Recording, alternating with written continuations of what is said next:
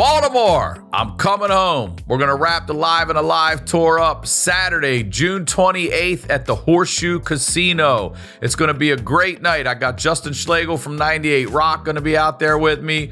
We're going to have some surprises. It's going to be a really big deal. Get your tickets now at RyanSickler.com. The HoneyDew with Ryan Sickler.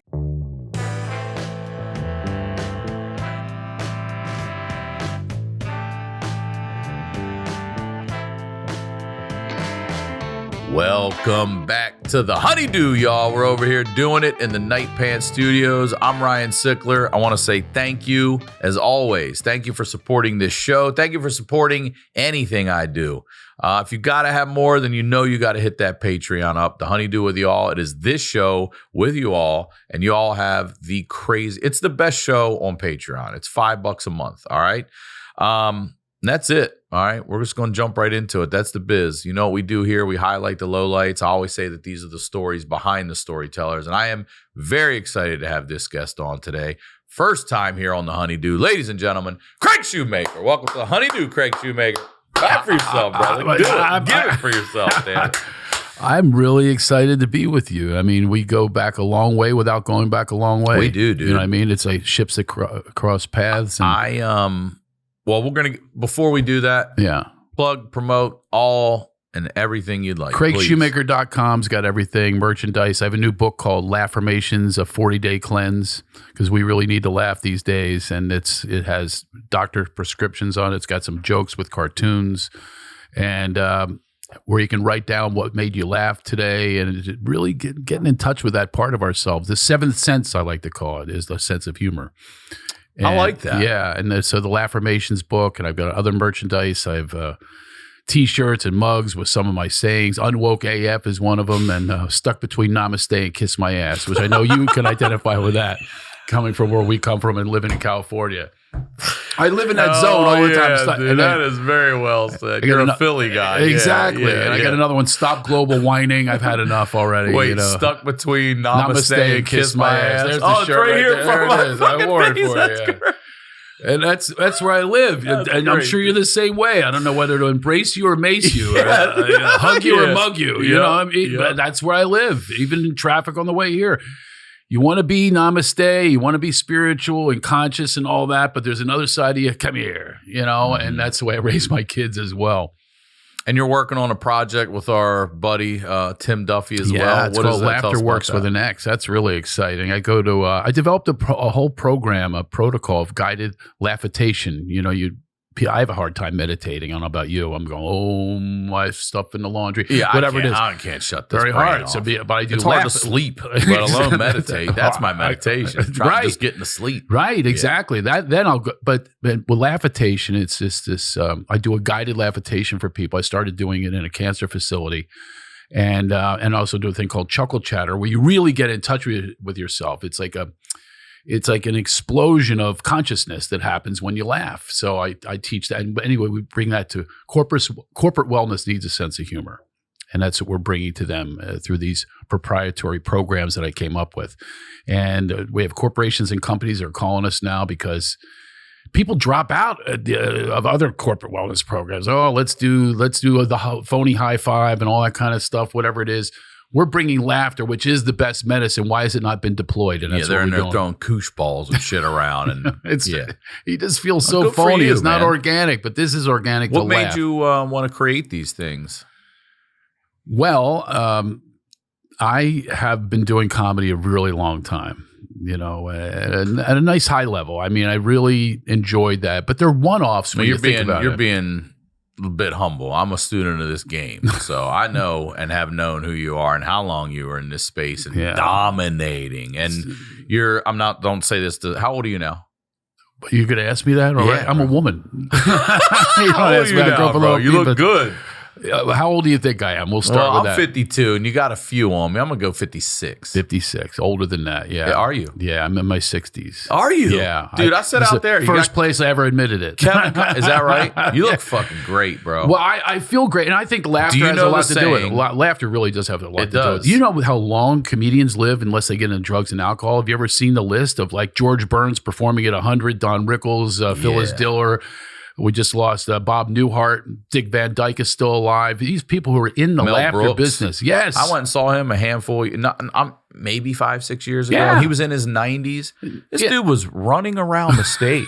Not just sitting in a chair.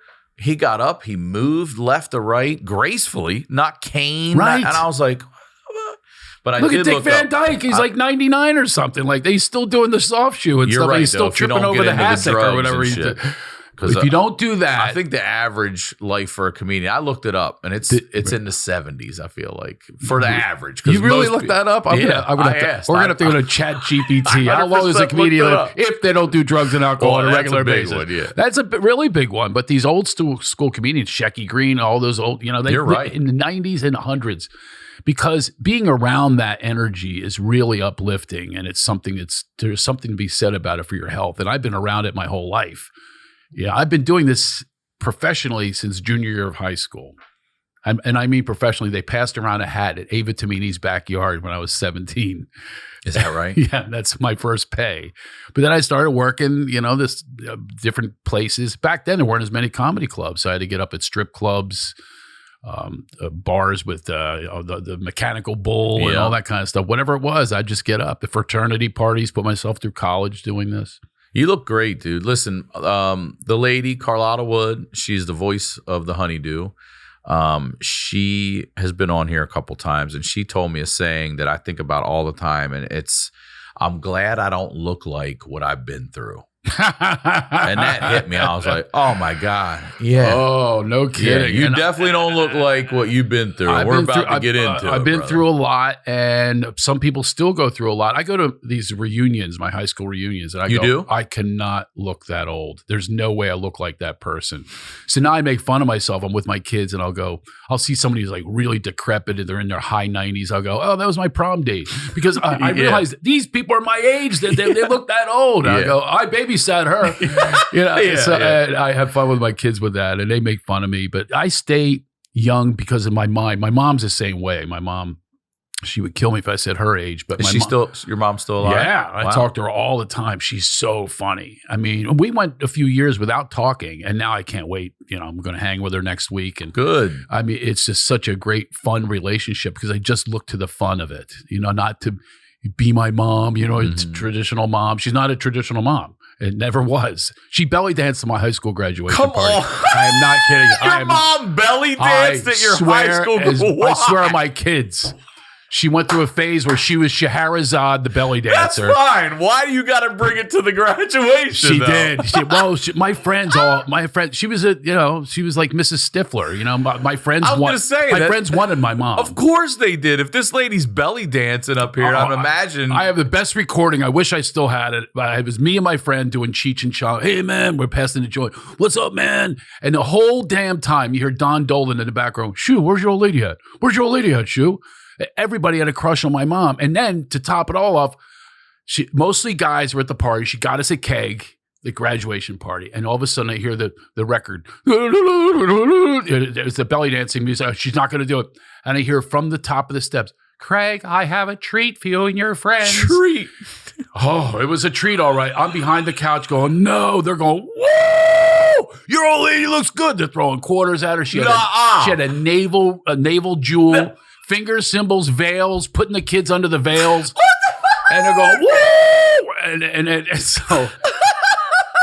And she told me it's an art form. I go, these kids don't care it's an art form. No. They want your form. Yeah. And so that's among many things. But she's always stayed young. She's not Shahrazad any longer.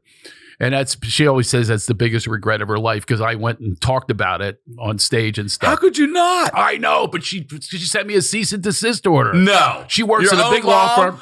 A cease and desist came to my place. Stop doing the belly dancing bit. So she works in a big law firm. People can do that to us. Yeah. You can send a cease and desist to a comedian. I don't know that it had any effect because here I am talking about it on this podcast. She's going to kill me for doing this because hilarious. And then my friends will meet her. People always want to confirm my stories, which you're going to want to confirm all the stories I'm telling you today. One time she comes to visit California and my friend says to her, he goes, nice to meet you. And it was almost like slow motion. Did you really build it? Yeah. I'm going, no. With those high school grind. And she gets stiff and she goes, yes, I did. It's the biggest regret of my life because he blabs it everywhere. I said, Mom, you should be happy that people, you're young and, it's and fresh and original. That's certainly original. I've never heard that before. Never. And I had never heard it since. We have a lot of things in common with different people, but that's one I do not have in common. Oh, man. Well, let's jump back to the beginning. So you're a Philly guy. Yeah, Philly guy. Born to our mom and dad married and everything when he you were left born. He left when I was born, my dad. did. Something I said, wow. Wow. That was it. He's gone. He really did. He bounced. Yeah, he bounced. And I knew him all through the years. Did he stay local? Somewhat. He would always come around with a new, if you want to get into it. The dude was an entrepreneur, which is a French word for scam artist. He always had some new multi-level marketing thing, but he sold vitamins. The worst was, and anytime I ever visited him, he made me work. There was no way I could ever be with him. He's a narcissist unless I was doing something for him. And he would come to visit and I would get all excited. And he'd go, shake my hand. I'd shake his hand. He goes, Barbara, this guy's got wussy hands. He needs man hands. He needs to work. So before he'd come after that, I would get an emery board, a filing board. And I would sand my hands until they were bloody so that it would get callous before he was coming. And I'd shake his hand. He'd say, he's got a rough hand. Good. Then he would put me to work. The worst one was converting cesspools to sewers. I mean, Cape May, New Jersey, he had a place down there, and I was visiting him. And he puts me underneath these homes to attach to build a tunnel. He would cut off a shovel, and he put me under there, and I'd be under there like Shawshank Redemption. In 1966, I entered the frame, left Shawshank prison. All they found was a set of mother prison clothes, a bar of soap, and an old rock hammer on down to the nub. Craig trying to visit his daddy.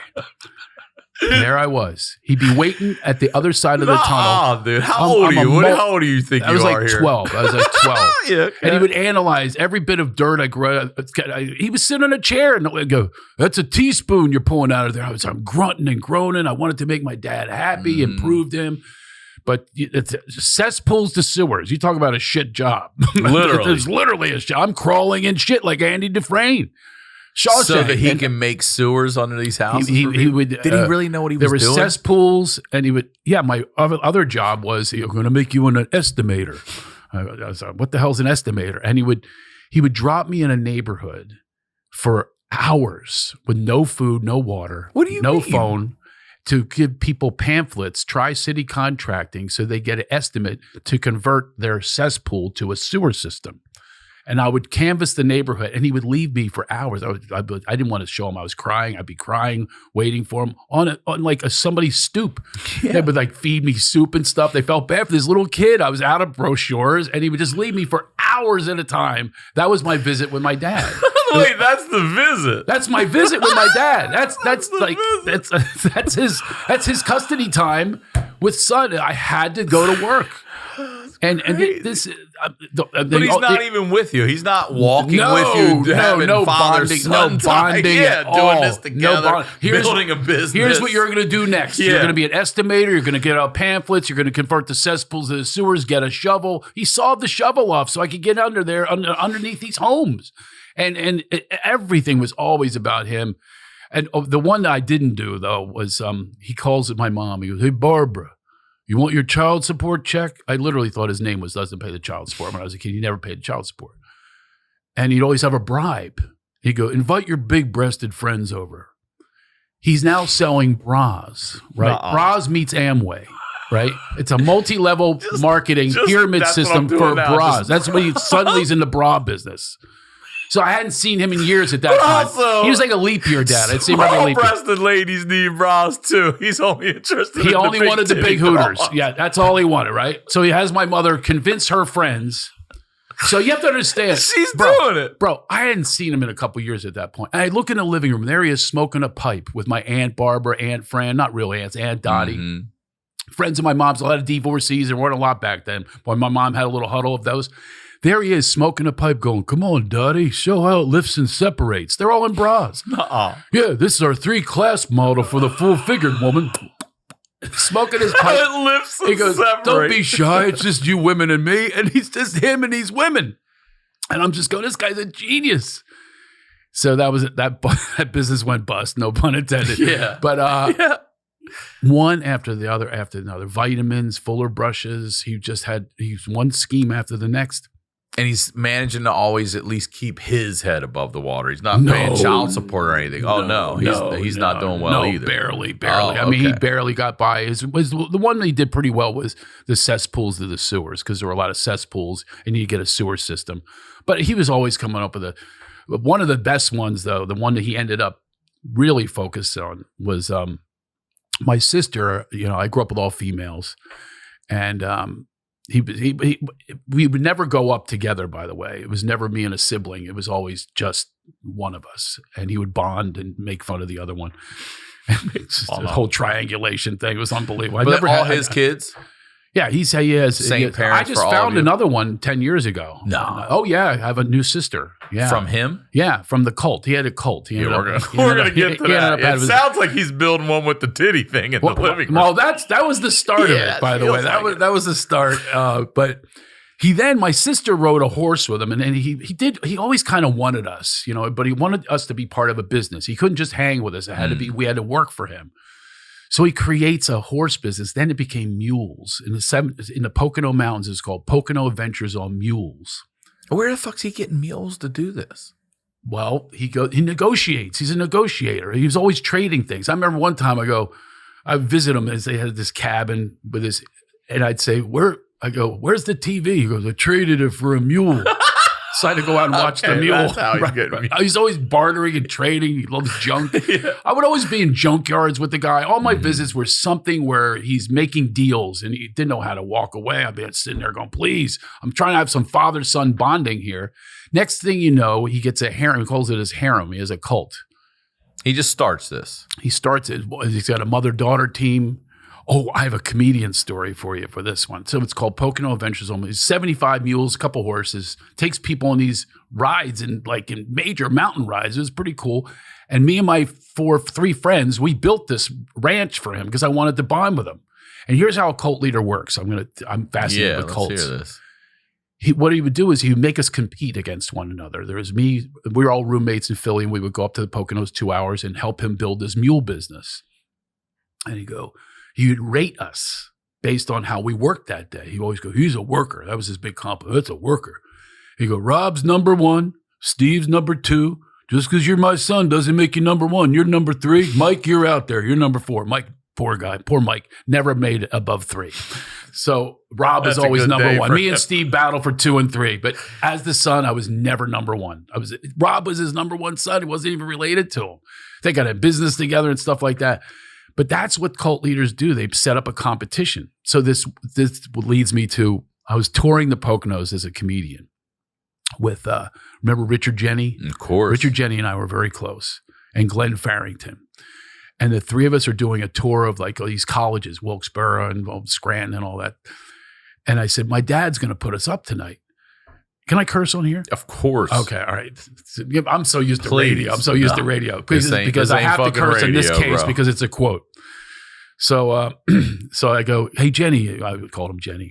He goes, Shoo, where are we staying? With your old man and the mules? I go, yeah, we're going to stay there. That's a damn good Richard Jenny. Shoo, Richard Jenny, yeah. He'd always twirl the hair on the back of his head. Shoo. He was always analyzing things. Shoo, what do you mean it's a mule?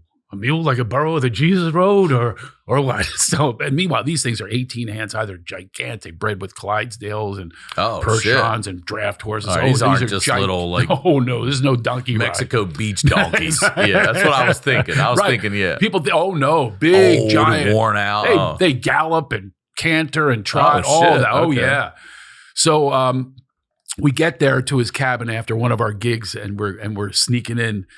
And literally, he chooses who would sleep with him that night. Of the harem, he had 14 women. He would choose whoever did the best job. 14 women? 14. He was up to 14. At that time, it was probably 10.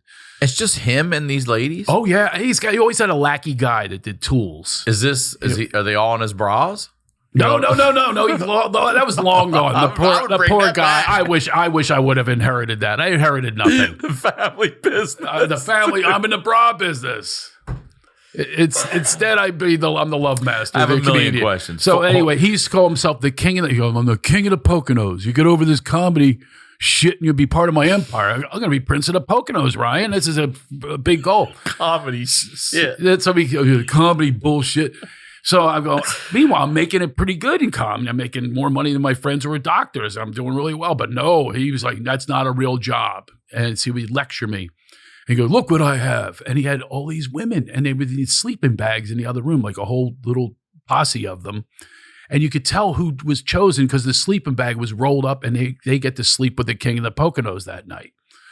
And so we're sneaking in, and they had a few sleeping bags for us, me and the two other comedians, Richard Jenny and Glenn Farrington. And I go, and you're in the house with all these ladies? We're sneaking in. They got goats inside. It's like it's a whole farm situation, right? Which we're not used to. These guys are definitely not used to. Jenny's from Brooklyn. He's got a shiny zoot suit. It's like a whole different guy. So I go, I'll never forget. This is the line I always reminded Jenny about this. We were sneaking in. I go, shh. You're going to wake my dad up. He goes, shoo, fuck your old man. And the mule he rode in on. That's great. Shoo. And we rode mules the next day. You never see anything as funny as Jenny from Brooklyn getting on this giant mule. Does it have an ashtray? Does it have an ashtray? And we went into the woods. We had such a great time. But anyway, he called it his harem. That was his harem. And other people called it that. This is how I know this. I was performing in the Poconos. I'm this Hollywood guy now. They send a limo, and I'm at Caesars, and the guy's giving me a tour. You know, you ever hear the accent? They do like a Shamokin coal miner accent from Pennsylvania. And it was one of those guys give me a tour. I'll never forget this. He goes, and I hadn't seen my dad in a while. Now I'm out here and I'm visiting there and playing big performance at the big showrooms. And he's giving me a tour. He goes, oh, Craig, over here, you're from Hollywood, huh? You probably never heard of quoits, have you? We got quoits there. You know what quoits are? I got racquetball. We got tennis over here. He goes, oh my gosh. There's AJ Shoemaker in his harem. What's that nut doing here? And I go, that's my dad. Nuh-uh, that happened? Classic. I go, that's my dad. The guy's like, he didn't do the math on Shoemaker, right? And up walks my dad with you hadn't seen him in... I hadn't seen him in a few years. This is how you're seeing him. He walks up with his harem, like 6 of them. He goes, hey, how you doing? He goes, oh, cheese tray. He took my complimentary cheese tray. He goes, this is good. I'll take it back to the ranch. Oh, Judy loves Gouda. Just her. Judy loves Gouda. Judy in the whole harem that likes Gouda. So he takes my cheese tray. Then after my show, he's signing people up for mule rides. He's got a clipboard. And I do this character, the Love Master. He goes, tell him who the real Love Master is, which he's right. Who's the real Love Master? Look what I have. And he's signing these people up during my autograph session. I sign autographs and pictures. He's waiting. Your meet and greet. He's just off to the side. He's there, hey, take a mule ride. I'm the one who started his whole career. Meanwhile, I would go years without seeing a guy. Never gave a dime. So he's now taking credit for me. Next morning, 7 a.m., he knocks on my hotel door. Where are you? These people are here. They want to see you. He wanted me to go on all the mule rides. He had 6 of them set up in a row. No. I go on another one, and we tell stories like we were father and son. Tell him about the time with the crabs. I tell the crab story again and again and again. I was part of his little tourism. And anyway, last year, he got dementia, though. And believe it or not, at full circle, I ended up taking care of him at the end of his life. Nice. Yeah, that is nice of you, actually. Yeah. The odd thing about it was he died around the same time as a guy I wanted to be my father. When I was a kid, I wanted a father so bad.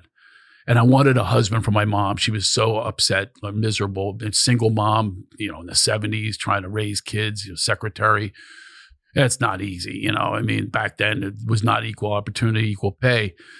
But I wanted a dad, and and so I used to look at baseball cards, right? I saw you had your Cal Ripken, it's your baseball guy. I was a Philly fan. So I would look at the cards. I didn't care what they hit. I looked for one thing in the back of the card, marital status.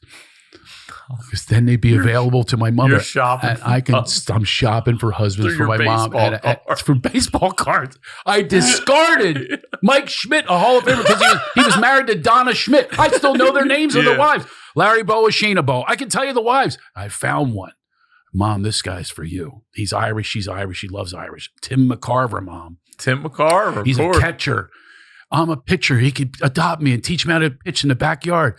She goes, he doesn't want me. I go, yes, he does. And I wrote him a letter. Dear Tim McCarver, here's my mom's picture in a belly dancing outfit. Yeah, hell yeah. You should meet my mom. He never writes me back. But here's how I want to write a book called God's a Slow Motherfucker. You know what I mean? Things take time. So I told Joe Buck that story, longtime partner of Tim McCarver, right? I still had never met Tim McCarver. Isn't Tim that's the guy Dion dumped the water on, wasn't it? Yes. And exactly. Yep. So, and he was a longtime partner of Joe Buck for baseball. And next time I see Joe Buck, he hands me a ball. It's my most prized possession. It says from Tim McCarver, and it says, "Dear son, time to grow up." Love, Dad. AKA Tim McCarver. Is that the greatest? That's great. And I have a lot of memorabilia. I meet these athletes all the time. That was my time to grow up. Love, Dad. AKA Tim. And they died right around the same time. Isn't that weird? Shit, that is weird. My almost dad and my real dad. But you got that little bit of closure, a little message before he checked out. Like, all right, here we go. Exactly. So let's go back to this real quick. Your dad just says, fuck it, I'm starting this harem. How? How does he, or do you even know? Like, how does he convince these ladies to, here's the other thing. It's not a palatial mansion. You said they're on sleeping bags. Yeah. This is not a high end. This wasn't the Bhagwan in a Rolls Royce. That's what I'm saying. Well, so what is it he have? What does he do? It's an interesting question. I've actually studied this. Well, he sets the competition up. I told you about that. That's so they compete with one mother. But you got to get him there first. He's charismatic. Yeah. When I would visit, but I'm saying, is he promising them a financial this or a future this? Well, some of them just love. A lot of people love horses. They love that. I mean, they're literally people that love animals more than people. So they just want to come and be around. They want to run his ranch for him. He's empowering them. You can do this. You can do that. You can have this, because he wants to step back. He does nothing. All he is, he's just a negotiator bullshitter. I mean, the same with me. He would sit on a chair while I'm digging ditches. This is who he is. My mom told me when he was in the Navy, Bud Courtney, his best buddy, they would go out on a dinghy, and Bud would paint the boats, and he'd smoke his pipe. He even had Bud Courtney doing this work for him. He's just a charismatic guy, kind of like a Mark Twain type of thing. Remember the story with Tom Sawyer and Huckleberry Finn and painting the fence? He's kind of like that guy. He's got this power over people, and I would watch how he would operate. He would turn people against one another. That's another thing. You're saying mother-daughter. He would literally make them compete against. Yeah, mother-daughter. For his affection and his approval. So listen, I've studied this. Manson, he appealed to the father issues. He would act like he was predicting, I bet you have a problem with your father. And yes, I do. And I think that's how a lot of these people do it. They appeal to something that's missing with you, some missing in your heart. And that's what happened with Manson. All those women had difficult relationships with their fathers. And a lot of these people prey upon people that have difficulties with their father situation or their mother, but it's usually the father. And that's what he did. He appealed to them, and they would sign up, and there they would be dedicated to him, to the end. That's it. That's the thing. Yeah. Still sticking around. Well, in the last few years of his life, he had one, and oddly enough, she didn't know anything about the harem. I had to tell her. What? He had one, and she didn't recognize, I would say, his behavior. She goes, he does none of that, because when he got older, he kind of got mellow, and she never saw his temper. She never saw his control issues. So it was a whole other guy, and I had fun with her towards the end, the last year or two, getting to know him through her eyes, and she's a whole different guy. And he was also different to his grandchildren. If ever I brought them around, he's pretty. The kid's pretty. I do a great impression of my dad. One time I called the harem, and she goes, and I pretended I was him. One of the harem answers the phone, and I said, "Oh, what are you doing?" She goes, "I thought you were outside." "Oh no, I'm down at the fire station. Where are you?" I did this whole thing. The whole time she thought it was him, and Can I ask you, did he ever was during the harem time, was there ever a number one? Did he ever officially marry again? Yeah, he did. Funny you should say that. I do remember that. Yeah, he married very young. And he changed a little bit because I received a gift. I'll never forget it, for my child who was born. And I'm going, where did this come from? And I realized she's coaching him on how to be a better dad. Better person. Yeah, better. Exactly. So whenever I receive anything. This is your grandchild. You have to, isn't it blow you away? Yeah. Some humans out there have to be told that. I know. And you know how I raise my kids? I give them everything I longed for. Makes it really easy. Not that they receive it that well because I overdo it. I coached every team. Every team have no idea. Did you? Every team my kids have been on: baseball, basketball, football. All three sons. Now my daughter, I coach her in singing because I've sang on Broadway and stuff. Have you? Yeah. God damn, dude. So she now just did a play, Beauty and the Beast. I was bawling. How the fuck did you do all that? I was bawling. You were working nonstop. I know. I always made sure. And you still coached. I'm going to be honest with you. Something that came up for me when I walked in here. I'm getting a little chills or a little sad, but I say this. I removed myself from comedy. You have all these bondings with all these people you work with on posters. My posters are all just me. Hanging out at the Comedy Store. I see the documentary. I'm regular. I was approved there and worked there now and then, but no, never part of the gang because my concentration was on my family. I remember seeing the documentary about the Comedy Store. This is my family. I'm going, not mine. And so I got a little jealous. I'm looking at your posters. You got all these all-star shows. I've never been on any of those. I've had once in a while co-headline situation. I did one with Bill Bellamy and stuff, and I've got friends in the industry, Jeff Garland, and a number of friends, but never that you had. And I get a little envious, but then again, I go, you also have these kids you concentrated on. And that's me for the last 10 years. Once I have my daughter, I'm the same way. The hang is different. They're like, what do you come every 3 months? And I'm like, I'm on the road when I don't have my daughter. And when I do, I'm a dad. I'm not, I'm two things. Yeah. My identity is not a comedian first. I'm a dad first. Yeah, I'm with you on that. Yeah. I look, my dad died when I was 16. So I longed for it. I still wish I had my dad. Yeah. You know what I mean? Yeah, you long for something. I had a good one, not a shitty one. So it's things you miss. You know what I mean? It's not like whatever. I would have been better off anyway because he's a horrible person. He was the shit. Wow. So that's the thing for me is I don't want to be, have my next 20 years, I don't even know who my kid is. I'm not around. I'm there. I've been there for all the events. I flew. I'll take a 6 a.m. flight to come and go to make her competition on a Sunday. The same. I remember one time I did it for he was 9 years old, a basketball game. I flew in from Arizona and I was back on stage that night. Yeah. It was worth it to me. I love hearing it. Here's the funny thing about it. I also want to say real quick, there's a shift. I do see a lot of guys. I can't speak to the ladies in comedy with kids, but I see a lot more of the dudes these days wanting to be dads and shit. I listened to your interviews. Yeah. Jim Florentine. That's an example of it. Yeah. It's just you get the kid and you go, it takes you out of, if we are narcissists, which I actually don't think I am, but if we are, then we're not anymore with the kid. At least that's been my experience with other comedians as well. Once you have the children, is like everything changed for me in a way that it just isn't about me anymore. Now I got to make money to make their lives happy in that way too, because they're going to have therapy being my kid.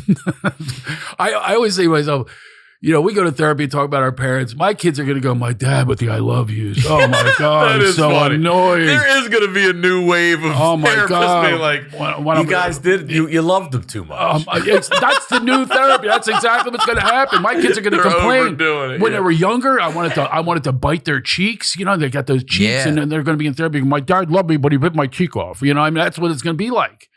And but they have their own issues. I got 2 sons right now with huge issues with me. Let me ask you this, and I don't even know what it's about, but there's something that they have their own journey. That's the thing I'm learning all the time.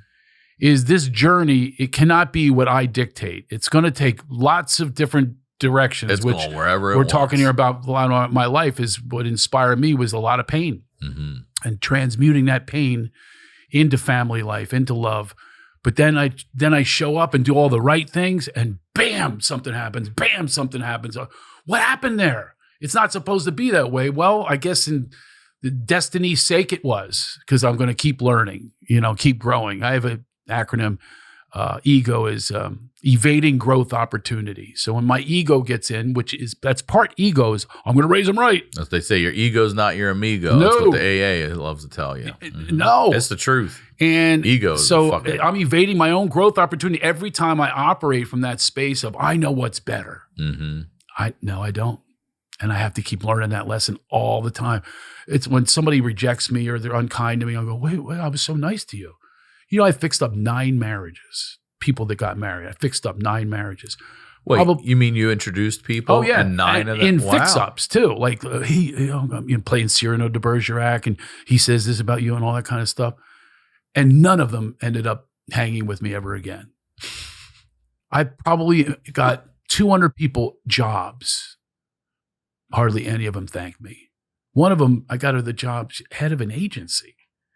I saw the announcement on Facebook. I go, what's up with that? And then she calls me because I heard you're mad that I didn't thank you, and still didn't thank me. And I'm still in therapy, not necessarily in therapy, that's the topic, but I'm still trying to work that out.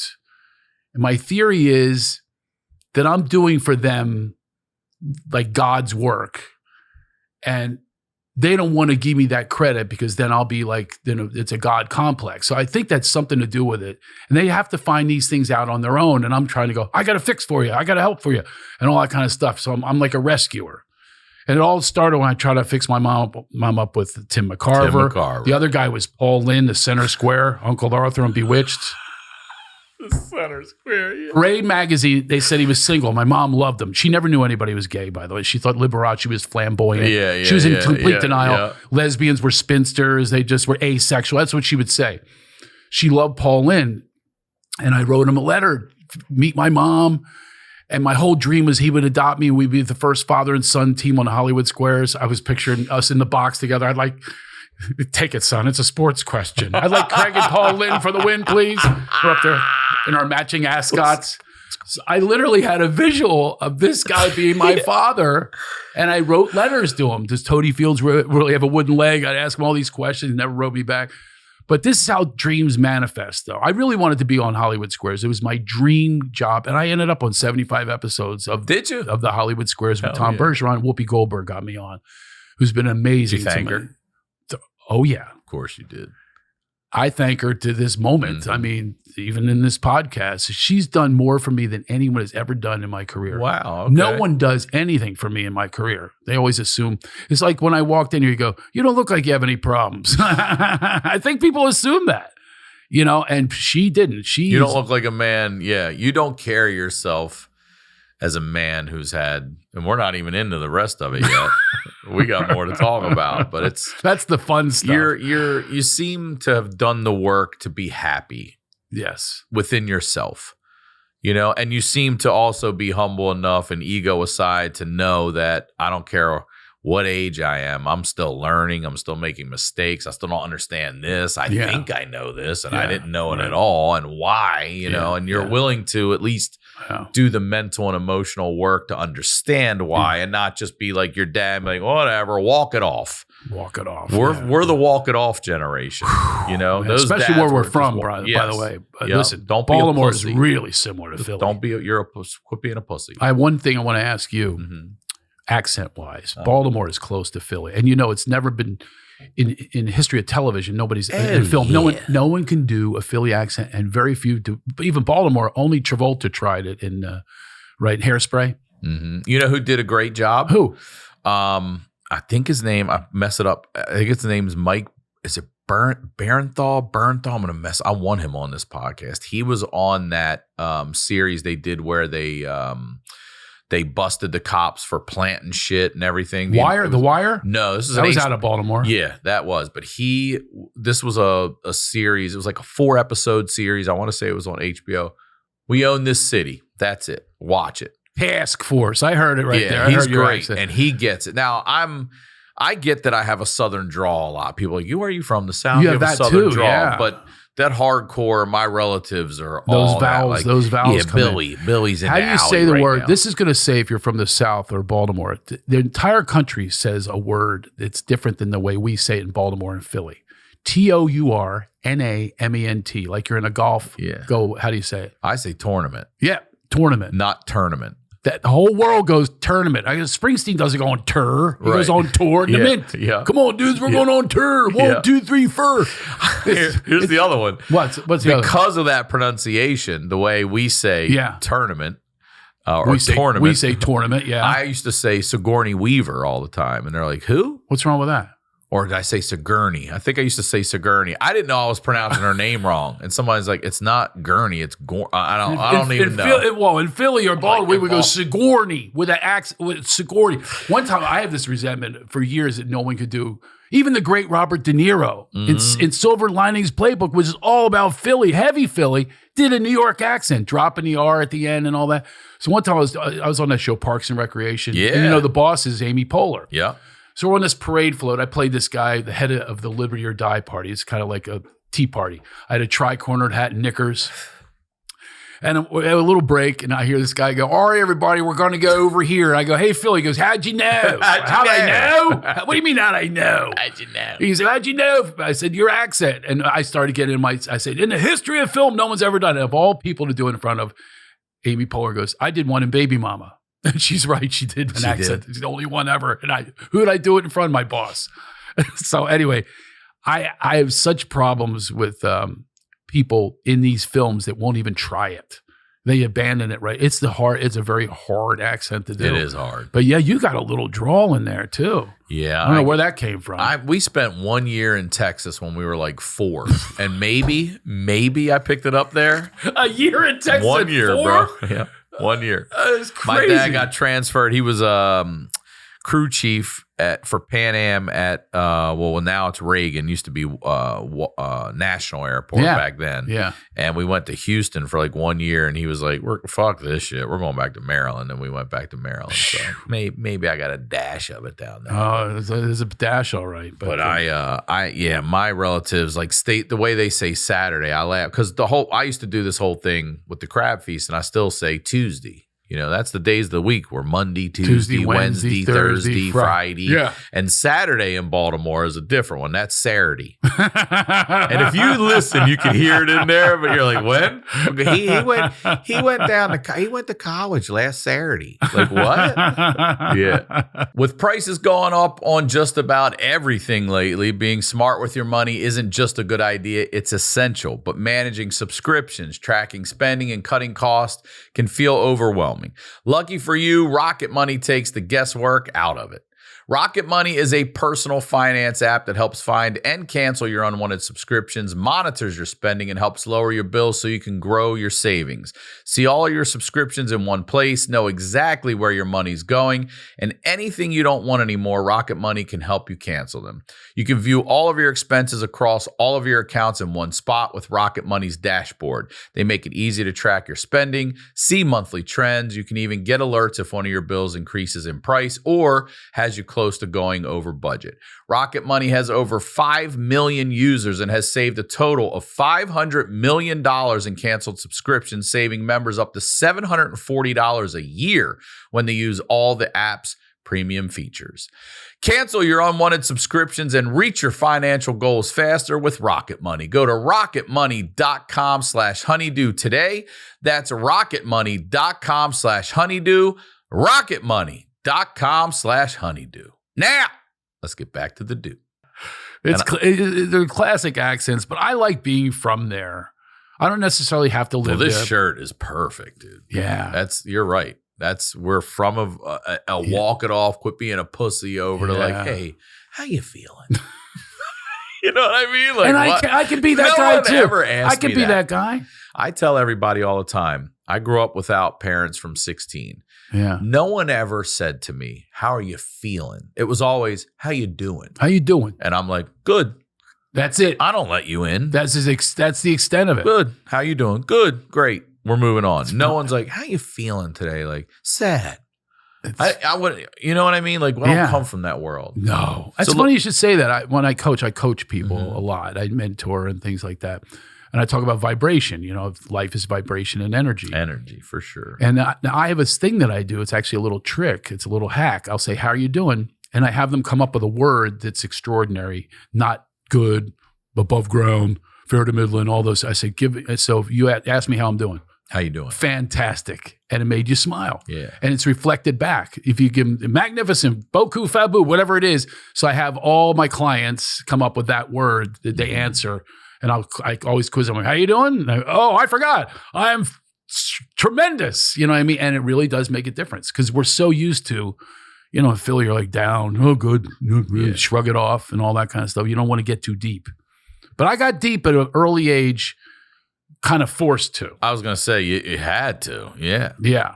Well, with the dad leaving and then my pursuit of dads has led me down to difficult roads. But I always ask guests before they come in a little bit of what we're going to talk about. And so dad cult, let's shift gears here. You're married at some point and your wife leaves you for a cult? Yeah. They say you marry your mother. I guess I married my dad. She's not a leader, though. Was she belly dancing over there at the cult? She's a hippie. Wait. Which was good in the beginning. Literally, when we met, she goes, do you know it's spiritual to fart? I go, well, you married the Dalai Lama. Get under the covers, I'll give you a Dutch oven. You'll be praying, all right. Yeah. And it was a wonderful marriage. It really was. I met her in a spiritual center, and everything was like centered in that.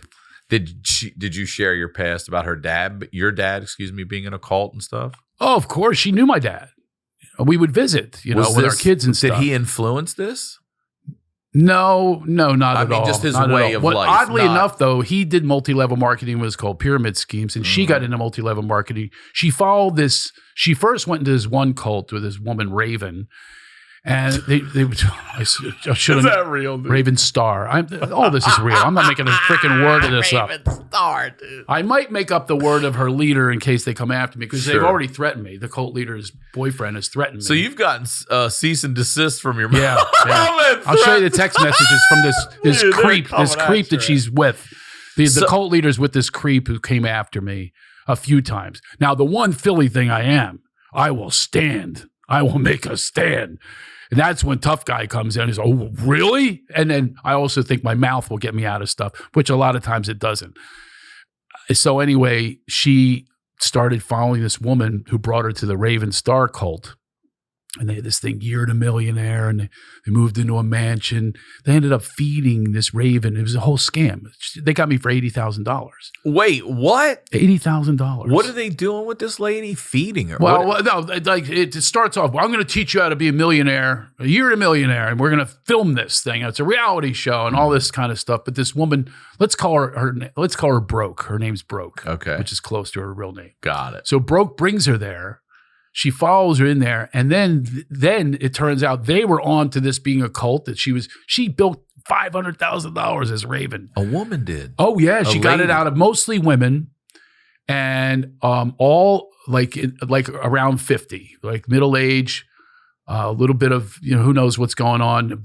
Women get mad at me if I say menopause, but that's menopause. They might be vulnerable. I say might. Oh, don't get angry with me. God, you make an assessment. Dude, it's based on my experience, though. She started changing after the second child. 2 incredible kids. Oh, my God. Blessed kids to have these parents. We never fought or anything. She just kept going on these Zooms with these cults. And then the next leader took over, the Broke, who took her in there. Why does she have to leave her family? Because, she would just leave the family, like us hanging with a lot of playtime and stuff. No, she would go on these Zoom meetings to create businesses. Mm-hmm. Here's how we're going to lure these people in and all that kind of stuff, whatever. And this Broke started to become like this expert. First, they did mommy minutes, this whole thing about how to be a mom and how to homeschool and all this kind of stuff. Mm-hmm. All this theoretical stuff. That always bothers me when people have theory, not actions. When you see my act or even talking to you, it's my experience. It's not my opinion. I'm not saying you need to do this. That's what a lot of these wellness grifters, I call them. They're wellness grifters in that community. It's spiritual / wellness. So they started to go, she starts getting into that. Well, then she starts really getting in. Now it's like time for then they go to the medicine journeys. They go they go to Australia and do some dance in front of thousands of people. Like I'm going, okay. And I keep being the supportive guy because I want to keep her happy. That's my life, is keeping people happy. I literally do it for a living. So I would like just send it, just give her the checks when I get off the road. Turns out she was scheming. She went with this cult leader, and I had a house before I knew her, and moved into that house. She convinced me to sell it, and when I was on the road, she changed the password, stole all the money from the house sale, hundreds of thousands of dollars, and abducted the kids. What? To a private Airbnb. I didn't know where they were. She just texted me, I'm not picking you up at the airport. Far from that. I moved out, and it's been a real struggle ever since because. How long ago was this? It's 3 years, 2.5, 3 years ago. It's not long at all. No, it still affects us because the kids are going, what happened? And the kids, they were abducted twice. She did that twice, violent. She just turned into a whole other person. And now they're into. And there's no legal. You know what BDSM is? Do you know what BDSM is? Yeah. Oh, yeah. Now she does a podcast with the leader talking about being choked and whipped and all that kind of stuff. And it's the saddest thing you've ever seen in your life. You know what I compare it to? I love Star Wars. You like Star Wars? I do. It's Darth Vader is possessed by resentments and anger and doesn't know what to do with it and goes to the dark side. So this broke is Darth Sidious, and she follows, and she has become a completely different person. And it's so sad to see. And I have no protection on this. There's nobody that's going, Craig, let me help you. It just doesn't happen. I'm a non-practicing white male at this point. People are not behind. People don't support somebody like me. They don't feel for me. Plus, I don't like being a victim anyway. But I have found in this case, I tried going to court without a lawyer. Oh man, just annihilated. That's what I want to ask. Like, annihilated. This is a legal thing. She's stolen the money. Doesn't matter. It doesn't matter because you were married. She knew is how that to get, why? Yeah, all that kind of stuff. Yeah. It was half her house, even though it was bought before. Right. All this stuff. Rather than fighting it, typical me, I just want to just keep a lot of this. And it's a struggle because I've spent my life. I'll tell you that story. I know you're leading to the heavy story. I spent my life not being protected. That's it. That's what I'm there for my kids. Even though if some don't want it, I'm a real protector, I want someone to protect me, and it just doesn't happen in this case. But why does your wife's love have to stop for you because of this cult? That's like, where does that? Because turn then off? she was convinced by this woman, apparently convinced to get into sex products and stuff like that. That love comes from torture and pain, and not from. I'm giving like real love. I think it's good, and then she literally these are quotes. Come on, mamas. This isn't the only woman she's done it with. She gets women to leave their husbands. She announces hers. Oh, they're getting more and more. If I showed you her online, you're going, this woman's nuts. How could anyone follow her? She just brags. And she's like a middle-aged woman bragging. She looks like she's on OnlyFans. She's posing with a whip and a riding crop. Come on, follow me, mamas. Get your sovereign freedom. And she convinced my wife, and she was in a golden cage. All this work I'm doing, I'd hand the money over. I had her in a golden cage, apparently. I'd like to be in one for a day, by the way. Wouldn't you like to not struggle? Wouldn't you like to have somebody supply something? I would love someone just to give me money. Wouldn't that be amazing? Yeah. You just give them a little what they want, whatever it is. Nope. No, she just, it became this whole take thing, and she keeps going for more and more. But that's her now public image. She as puts a mom with her kids. Podcast with these kids can hear it. And that's another thing. So then I go to, violent. I went to the police. They ignore me. Everything. The kids even testified. No, that's hearsay.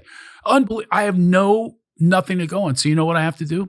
I have to give up. I just have to surrender, be the best person I can be. I sent her a beautiful note this morning. I've done a lot of those before. And are you getting kindness back at all? That's as good as it's going to get. Yeah. Is what I put out. It's not going to come from her. And I keep coming, it's your turn. Why am I always the one who's evolved? You ever have that happen? Yeah, score. Why am I the high road all the time? Mm-hmm. I hate the high road. I'm so sick of traveling the motherfucking high road. I'm tired of it. I've been on it a lot. I like to get on this one time. Just roll down here a little bit like everybody else does. Can I coast for a little while? Can somebody give me money? Can I coast on You know what I inherited from my father when he passed away? Debt. Yeah. I literally debtors calling me when I was handling his stuff. I mean, I don't know where it's ever going to come from, even if its lifetime ever will come easy to me. And here's the thing, I believe this about Philadelphia and Baltimore. The one thing I learned was resilience, man. If you're going to sum everything up on who we are, I am a resilient guy and always have been. So I know you're going to lead to this, but I might as well tell you. So when I was 13, I was struggling, big time struggling. We come from an era of pubic hair, right? Yeah, when people still had it, you mean? Not only had it, proud of it. Yeah. Like one of my big things, I was the latest bloomer ever. Like what grade? I was 5'1" in high school. That's 92 pounds. I'm about 6'2". Yeah. You were 5'1" in like ninth grade? I won the shortest award in the school. They posed me next to fucking Farmer blow who had a up? fro. He was 7 feet tall. And there I am, little Craig. I had no pubic hair, which was a nightmare. I'd be in the high gym school. showers. Oh, Yeah, the you gym are showers. late The bloomer. other guys, they I remember middle school. ZZ Top going on. They're lathering up their Armenian fro. They're soaping it up, and I'm there scooting. I have a panel and a wall switch squeaking. And I'm going, where's my pubic hair? I used to analyze. I remember Rich Pearlstein had hair on his back in 8th grade. He had full hair. And I'm going, please give me one little pubic hair. It was a major deal for me. Anyway, but I had a search for a dad going on. I really wanted a dad so bad. And my mom did too. She wanted me out of her hair, stop blaming her. And there was this guy I met after a Philadelphia Eagles game. I love sports. That's how I dealt with life, with sports, even though I had nobody teaching me. I grew up in the city. When we moved to the suburbs, I joined Little League. They said, go get a glove. I got a glove. I'm right-handed on my right hand, right? So I would catch the ball and chuck the glove on the ground and then throw the ball. I had no idea because I played stickball with one ball and hands and a rubber ball. You hit old man Cataldi's awning and that's a double and all that. That's in the city. This is the suburbs now. So I'm in the suburbs and I'm really like looking for and I meet this guy after this rich kid took me to the game and I ditched him to get autographs. This guy took me in the locker room. It's Ben Rauscher is his name. Big handlebar mustache and a cowboy hat. And Did he work for the team? And a duster coat. He said that he was with the old Chicago Bears and he did know everybody. He introduced me to these players like Harold Carmichael. His hand engulfed my little hand. And I remember talking to them and stuff. I was in the locker room. I couldn't believe it. This guy had connections. And I go back and brag to school. Like, oh, I met, he would give me gifts and stuff. And then he says he's going to take me to the last game of the season in Washington to play the Redskins, the Eagles who are going to play the Redskins. You have to understand, I'm bonding with this guy in ways I'd never bonded before. I'm drinking booze with him out of a flask. And how old are you say? 13. With no puberty. I'm up in the 700 level with the woo people. Woo! Those people who hate the Eagles, but they're there every week anyway, the vein necks and all that kind of stuff, sharing whiskey and all that. And I'm there. I'm a man now. He takes me away. How are you keeping in touch with him back then? Like how? My mom's phone. Just you had his number and you call him? No, he called me and we would set up. Let's go to watch Monday Night Football together. My mom's happy. Go, get out. I see. So mom's aware of this dude. Oh, very much so. Yeah, okay. Ben's like Craig's new dad. Gotcha. But too old for her and not her type or whatever. So he takes me to DC and he promises me. I bragged to my friends we're going to have. I had this whole imagination that was going on. I said, we're going to have white gloves that approach our limousine and let us out to this beautiful hotel. And I get there, we took the Amtrak and it was a blizzard. We walked in a blizzard, like up to my waist to a ghetto, like literally a ghetto. I go, what the hell is this? This is not what I expected. And we get there and it's not a hotel. It's it's a pedophile hotel with a guy behind bars with skeleton keys to give you the key to the room. What? Yeah. It was the opposite of everything. And he goes, give me a key. The guy gives him the key from behind these bars. I'm going, wow, this is not what I expected at all. I thought it would be like television, like Dynasty or something like that. And I'm going, this is a horrible place. People screaming and drugs on the streets and all. So we go up to the room and it's 2 beds. He slams the door. He goes, I want 1 bed. He goes back down to the guy. Guy's another key. He's screaming at the guy, I want 1 bed so I can sleep with my buddy. And I went, uh-oh. And that's when. And he's openly saying that. And this is. Because it's that hotel that I figured out afterwards. And I think the guy was trying to save me because the second time it was 2 beds. He went back down again. Oh shit! And now I'm talking to him in the elevator. I'm going, why? I like to sleep by myself, whatever. And anything I said, he had something for it. But this is the one thing about being resilient is I am a good talker, starting at an early age, and I talk myself into living. First of all, I could have been killed because there's no phone. I have no way to the outside world. You don't even know where you are. No idea where I am. None. And I would not go in that bed. So I crawled up and next to, remember the steam radiators banging, and it was urine stains on the floor. I slept in urine on this next to this radiator. 5 days he kidnapped me. What? Yeah, 5 days. This dude held you hostage in that room for 5 days? Yeah. Trying to convince me to do what he wanted me to do. Can I ask you, did he take advantage of you? No. He didn't overpower you? He didn't force you? No, which is great. No, not really. I mean, I don't want to get, too detailed. You don't have to. But no penetration or something like that. It was enough, though, to affect a kid. Even just the disappointment of this guy was going to be my dad and we were going to have this amazing weekend. Even that was enough. But then the other stuff and also, you're not in a nice hotel. You're in a fucking, sounds like a prison. It was, I mean, literally urine everywhere. I mean, it's just people yelling. And this is a man that's connected to, well, you said his name. So this is a man also that did have connections to NFL. He did. Yeah. I remember he had like stationery with his name on it. I don't know. He was some honorary or something, whatever it was. We only had 700 seats though. Those were lousy seats. So it wasn't that connected. I remember we were up and then the blimp was scraping my head. That's how high up we were. Yeah. But he had an agenda, and it turns out I did go to the game, by the way. He did take me to the game. So I had that accomplished because I was at my first away game I'd ever been to. And I never went to that many games anyway because I couldn't afford it. I used to sneak in. I was a criminal when I was a kid too. Big time criminal. 5 days you're there.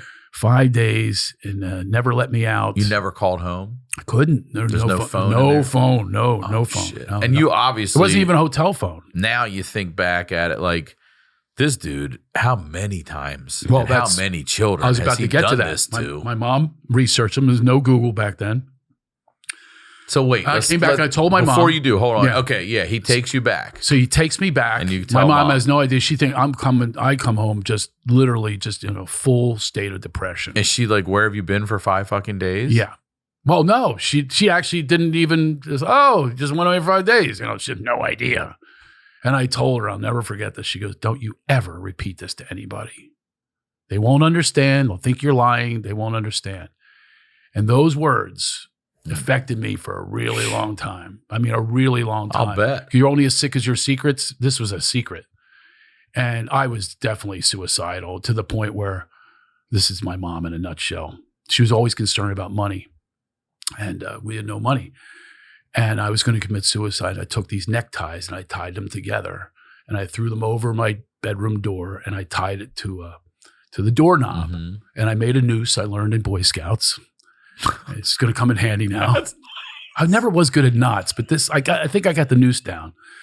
So you never know when you're going to need a noose. The box knot. What are you going to use a box knot for? Teaching this? What are you gonna, yeah. So I did learn the noose, the hangman's noose. I had that down. And I did it with my neckties. And I put it over my neck and I started dangling. I started choking loudly. I really wanted attention. And sure enough, she gave it to me. My mom comes in my room. She goes, oh my God, what are you doing? Those are new neckties. Get up. You're destroying. Those are new. I bought you those neckties for Easter. Nobody gave a fuck about you. I'm dangling. No, I was, to her credit, I was on my knees and I was able to get up. So I wasn't like dangling. I didn't jump from a chair. I was dangling, but your legs weren't kicking. The legs weren't kicking. So I got up. She said, give me those ties. And she takes the ties and she, flattens them out or whatever, irons them and my ties again. But that was like, my mom, to give her credit, we went for a few years without talking, but that's another story for another day. But I really did repair it with her in a big, big way. Good. Wait, real quick. You said she looked this dude up. What did we find out about serial this guy? Pedophile in St. Louis, arrested for it and everything else. Oh, he had been charged and everything. Oh, yeah. Serial pedophile. She ran into him at a bar, didn't say anything to him. My mom's. Then He she told me, stayed in the area? "Oh yeah, What the fuck? What else is going to happen?" Then he feel came like to you'd he came to relocate- visit me. The most I could do is my friends. We bombed him with snowballs, and he drove away. I said, "Get him!" And we all bombed. That was my way of getting back at him. I didn't know what to do. He's a big man. He's 6'8" or whatever. But my mom, she told me not too long ago. I think it was really not that. It was pretty recent. She says, "I just wanted to tell you, I'm really sorry about the way I handled Ben." And I went, "Oh, How'd thanks." that make you feel? I said, "Thanks, Mom." And then she said, this is when I had compassion. She goes, "I just didn't know what to do." She's a single mother and a lot of pressure.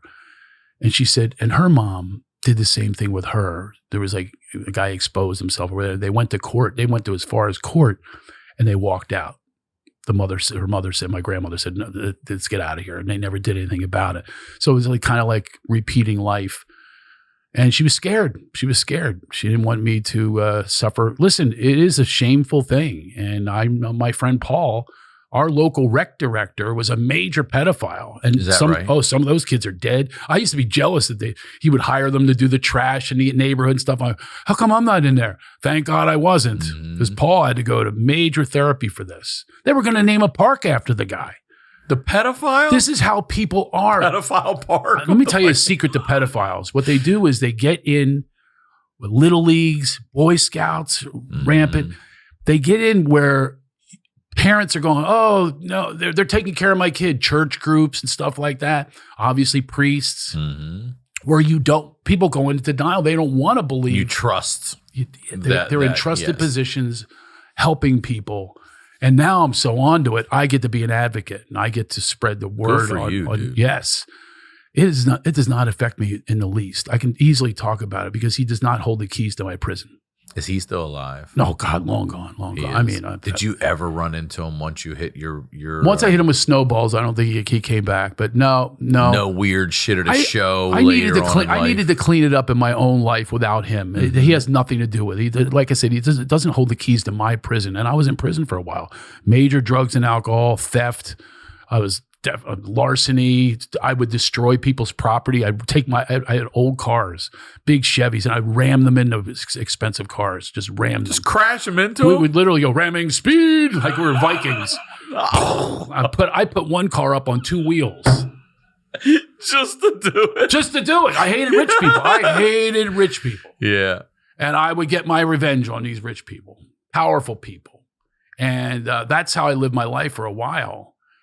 And then I found, comedy. I found spirituality, where I live an amazing life. And now I get to help others. I'm really into mentorship. That's something I coach comedy. I coach people in bringing laughter to their presentations. I have the #1 mortgage guy in the country now. He was boring before this. Now his presentations are so good. Is that right?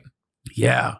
I get more of a thrill when he tells me how he did with a presentation. I do my own comedy. My own comedy is like, it is what it is. I mean, I had 2 shows last year that were, I have a memory of complete bliss on stage, which is kind of rare. Like I didn't care what was coming up. I didn't care what happened before. I was in every moment. And one was outside of Philly, one was outside of Pittsburgh.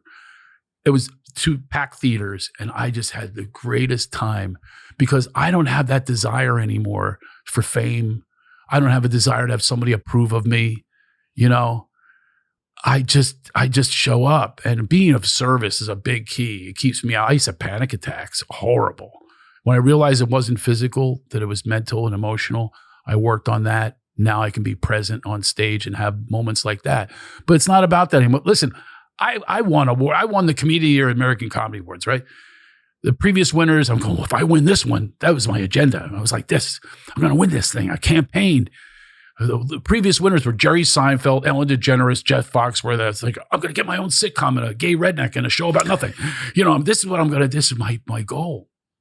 And I won this award. It was on ABC. It was as big as award. It was the Oscars of comedy. And Lily Tomlin, the legend, presented to me, and Roseanne. It was the loneliest night of my life.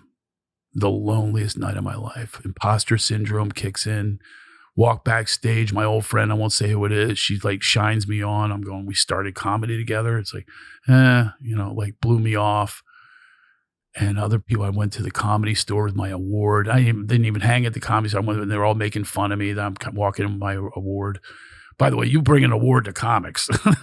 They're not going, way to go. Yeah, no. Although I'm told by our mutual friend Tim Duffy told me the comedy world has changed these days. It's so supportive. That's another reason I'm kind of jealous of your posters.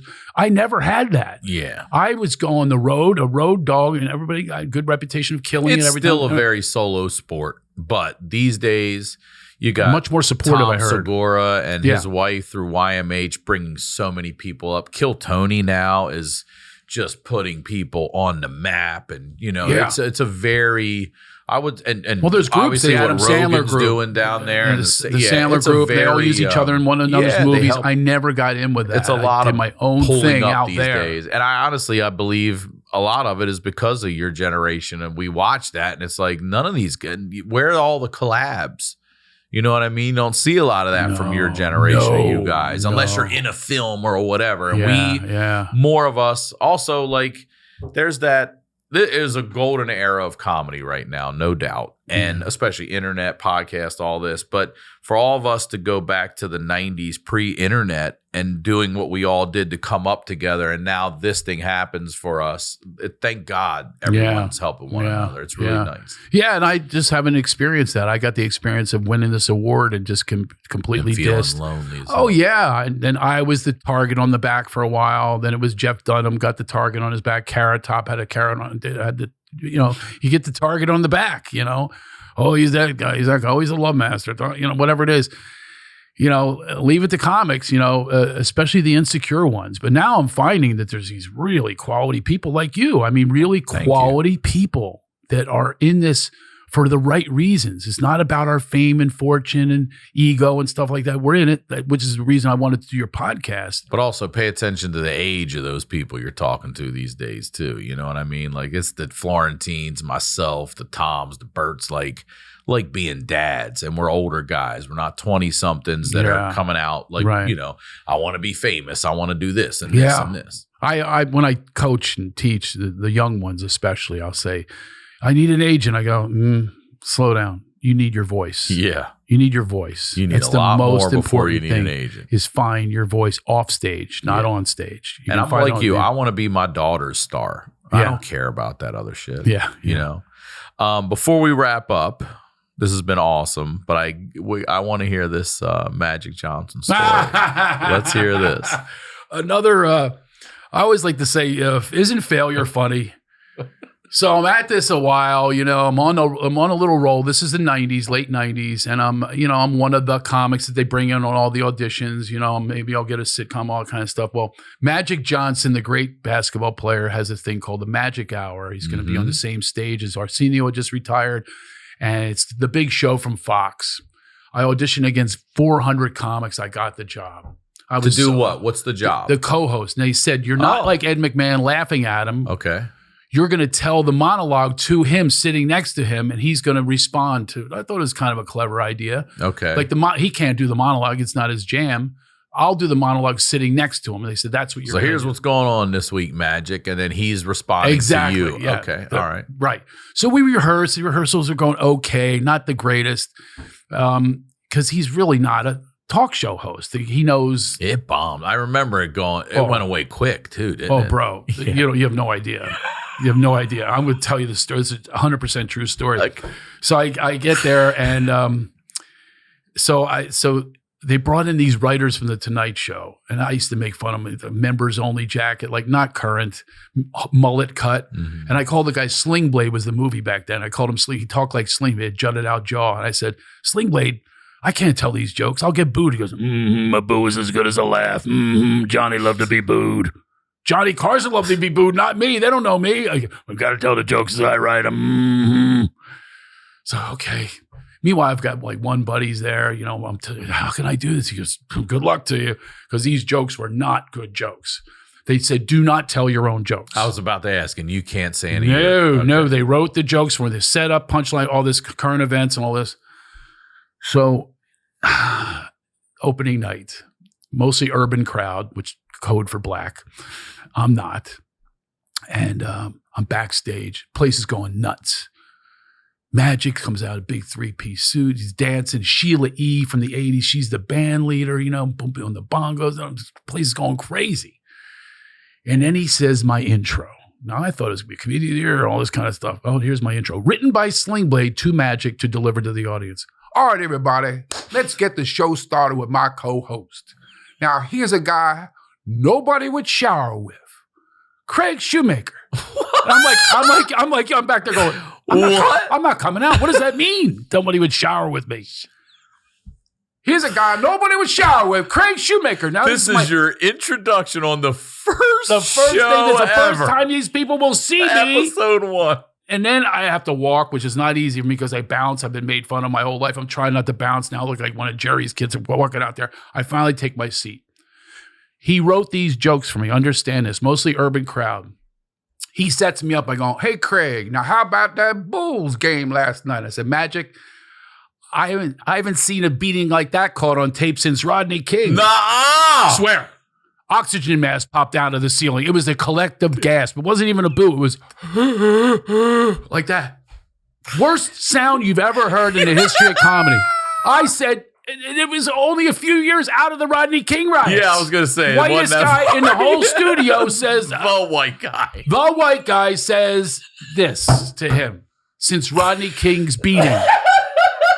Oh, I'm glad you're laughing. Thanks a Pantlo. You're not feeling for this me? Has to be on there on the line somewhere. So he goes, so now, God. and then his response was, oh, Craig, you are bad.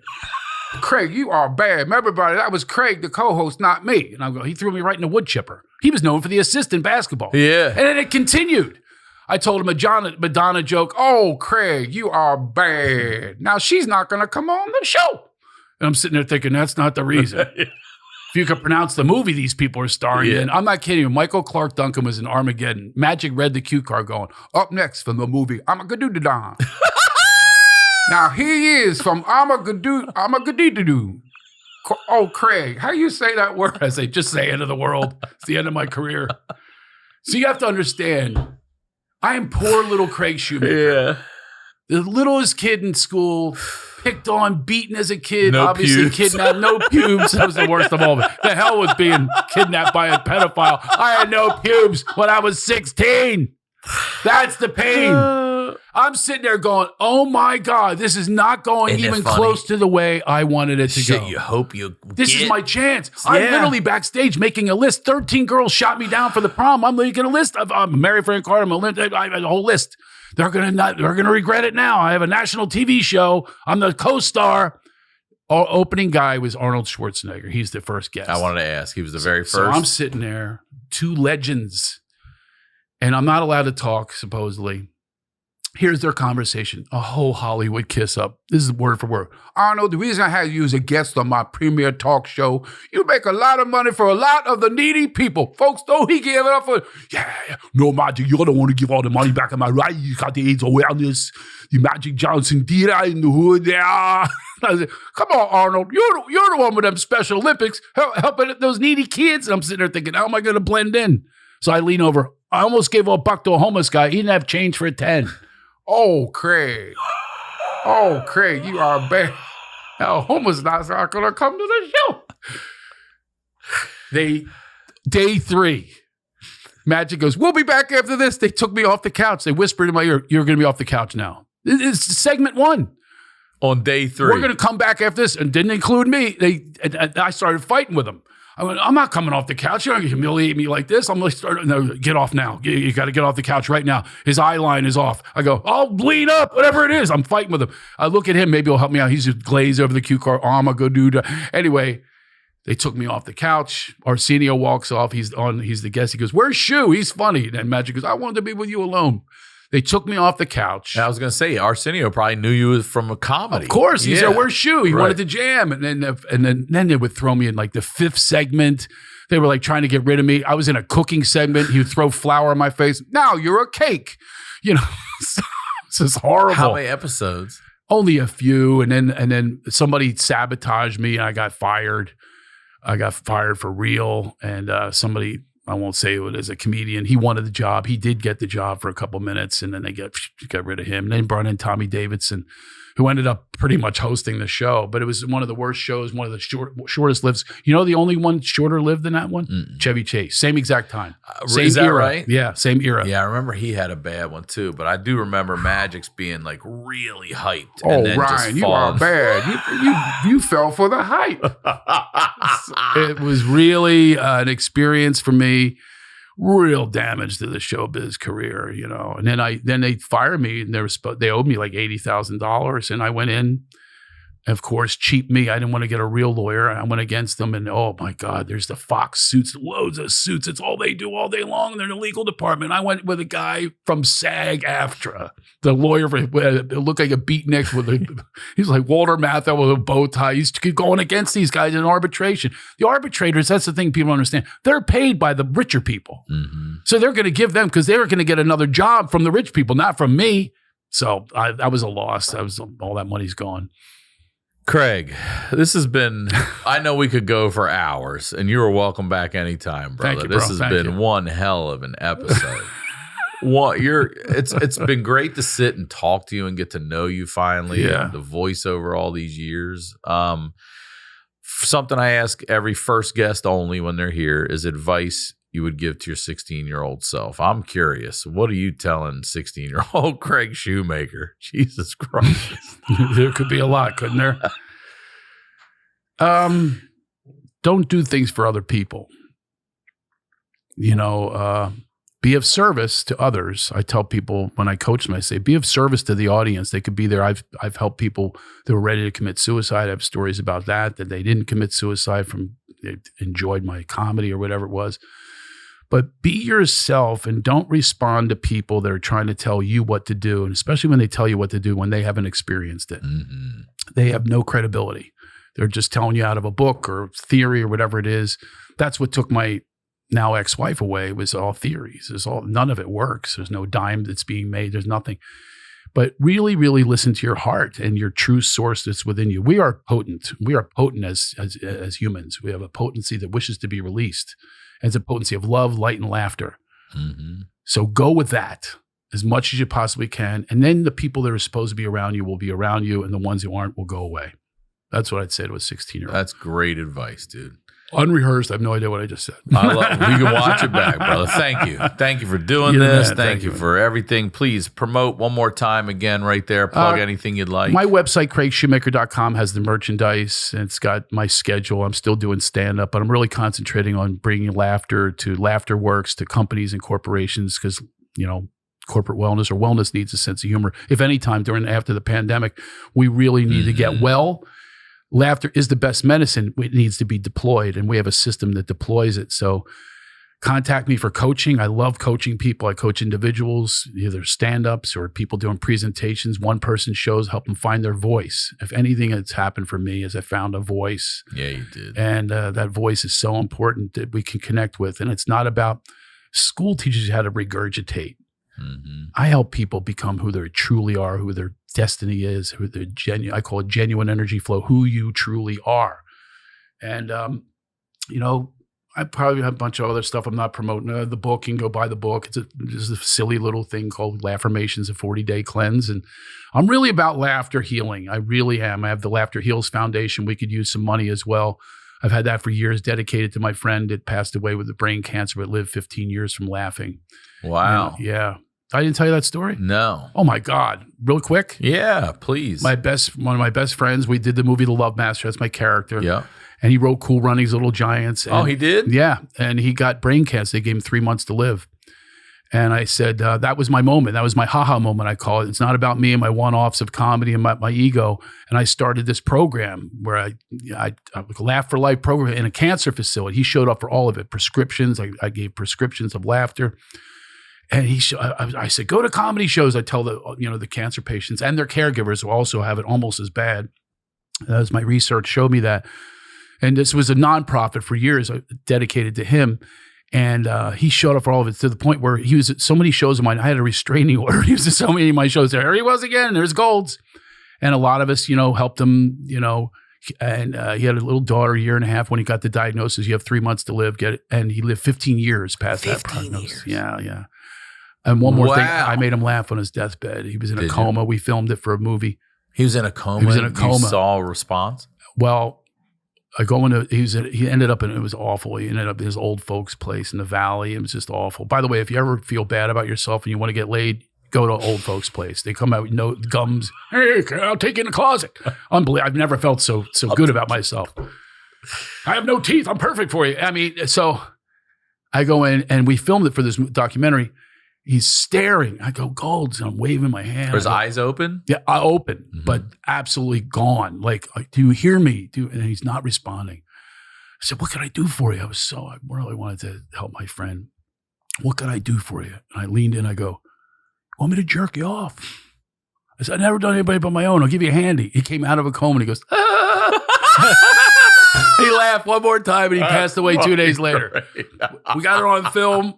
Otherwise, I swear, I felt so good about myself. I made my friend laugh. And, joy is what keeps you living. It keeps you want to live. So surround yourself with laughter. And that's really what this podcast is all about. Like, let's talk about the worst times and find light and laughter in the dark moments. Exactly, bro. Yes, that's why I wanted to do this podcast. I appreciate you doing it, brother. Thank you so much. This is a great episode. You got it. As always, Ryan Sickler on all your social media. Do what Craig says. Go see live comedy. For real. Go to your club in town. Go watch live comedy.